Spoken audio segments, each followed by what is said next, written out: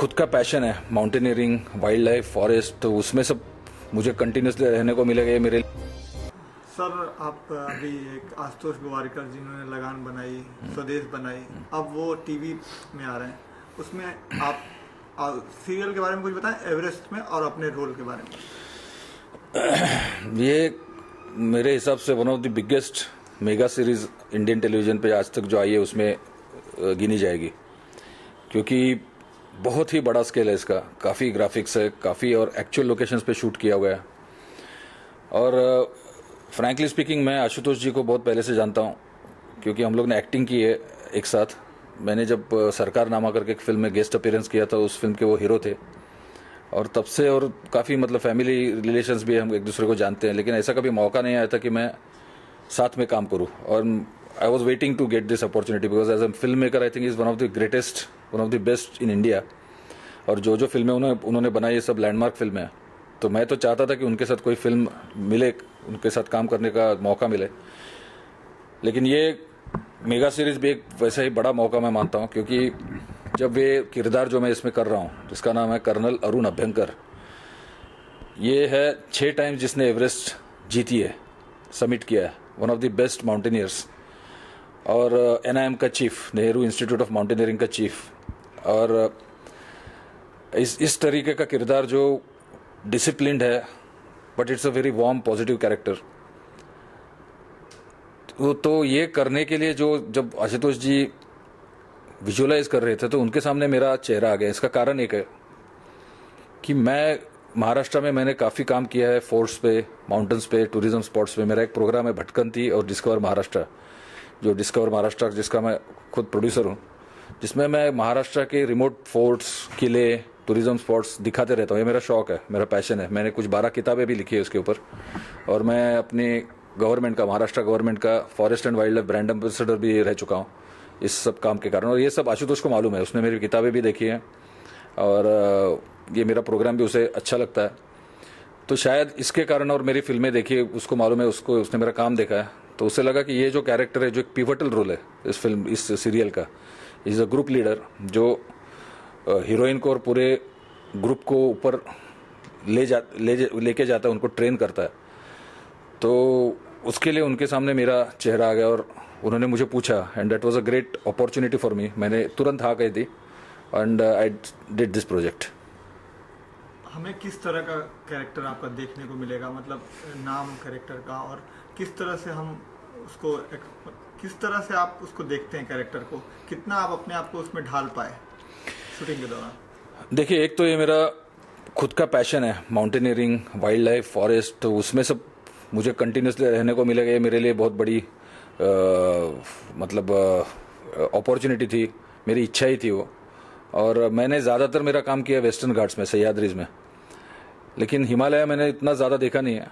सिर्फ film shootings के दौरान जब भी कश्मीर गया या लद्दाख गया या ऐसा गया, लेकिन एक्चुअल जाके हिमालय में काफ़ी दिन ट्रेकिंग वगैरह मैंने नहीं की है। और ये इस सीरीज़ के दौरान हम लोग उत्तराखंड में थे, काफ़ी जगह पे हम लोग ग्लेशियर्स पे जाके रहे, मतलब एक्चुअली 14-15 हज़ार फीट पर जाकर, मतलब एवरेस्ट बेस कैंप की जैसी जगह पे भी शूटिंग हुई है।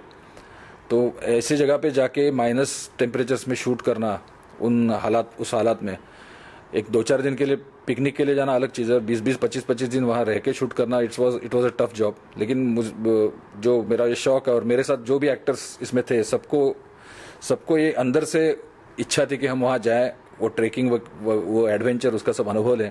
तो everybody enjoyed the whole project. आजकल का ज़माना कमर्शियल का है, ये एक अलग तरह का कॉन्सेप्ट है, तो आपको लगता है कि ऑडियंस इसको कहाँ तक एक्सेप्ट करेगी, या किस तरह के टारगेट ऑडियंस के लिए सीरियल को बनाया गया? मुझे लगता है जिस तरीके के सीरियल चलते हैं वो तो चल ही रहे हैं, लेकिन अगर आप कुछ नया देते हैं, कुछ अलग देते हैं, वो भी एडवेंचरस देते हैं, तो न्यू जनरेशन, काफ़ी youngsters, women, they all like this subjects. और इसमें ये सिर्फ एडवेंचर सीरियल नहीं है, इसमें काफ़ी इमोशनल ट्रैक्स हैं।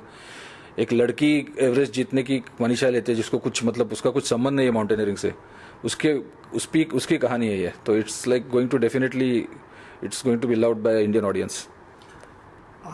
आगे कब तक आप इस सीरियल में मतलब कितने एपिसोड्स के बाद नजर आ सकते हैं, या कभी कब तक? मैं बोलता हूँ, मैं शुरुआत में नहीं हूँ, मैं बाद में आता हूँ, लेकिन जब आता हूँ तो पूरा मतलब वो आपको मतलब देखना ही पड़ेगा मुझे क्योंकि आखिर तक हूँ मैं। कोई ऐसा खास एक्सपीरियंस शूटिंग के दौरान रहा हो आशुतोष के साथ, या फिर कोई स्टार्स के साथ, या किसके साथ बॉन्डिंग आपकी सबसे अच्छी रही? नहीं, सभी हमारा ग्रुप जो हम 3 लोग थे, मतलब एक तो रोहन, मतलब इसमें जो जिसने आकाश का रोल किया हीरो, जो दूसरा हीरो साहिल, जो जिसने दूसरे हीरो का रोल किया है, फिर क्षमता, और दिगांतो मतलब चांद, जिस मेरे मतलब जिसको माना हुआ बेटा जो बोलते हैं, उसका काम किया। ये सब हम लोग ज़्यादातर इकट्ठा ही रहते थे क्योंकि हमारा सब कंटिन्यूसली आपको क्लाइंबिंग माउंटेनियरिंग के दरमियान हम लोग को साथ में रहना पड़ता था। और मैं और ये दोनों जो है रोहन और साहिल, हम लोग तो कई बार हम लोग ने टेंट भी शेयर किए हैं, एक ही टेंट में रहते थे क्योंकि वहाँ पे हम लोग को रहने के लिए ऐसी सुविधा मिल ही नहीं सकती थी। तो it was like a family bonding, मतलब इतने दिन साथ में हम लोग 6, 7, 8 महीने की शूटिंग कर रहे हैं साथ में कंटिन्यूसली।